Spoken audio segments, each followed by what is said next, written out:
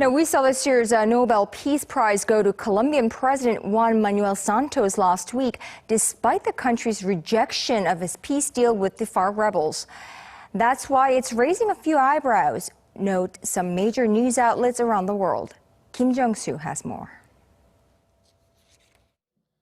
Last Friday, Colombian President Juan Manuel Santos was named this year's Nobel Peace Prize laureate, for which he will be given a prize of almost $1 million.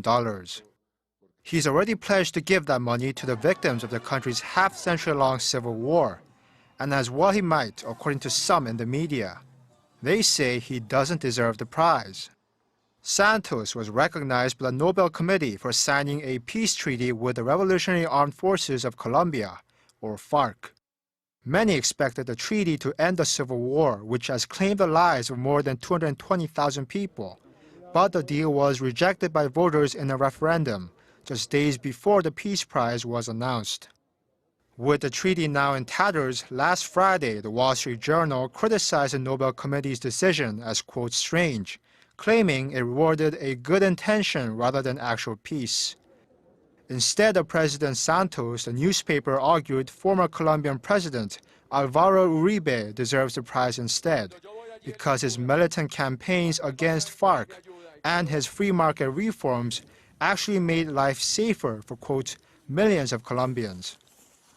And on Monday, it further criticized the committee's decision by pointing out that while the treaty appears to have been voted down by the closest of margins, 50.2% to 49.8%, over 83% of the Colombian electorate had either abstained or voted against the deal, which would have granted amnesty to war criminals as well as congressional seats for the Farc guerrillas. The Economist magazine joined in on the criticism, describing the Peace Prize as premature and arguing it could inflame opinion against Santos as a leader more interested in listening to foreign leaders than his people. The Guardian, meanwhile, included Santos's win in its so-called Kissinger Index, which keeps track of undeserving Nobel Peace Prize nominations.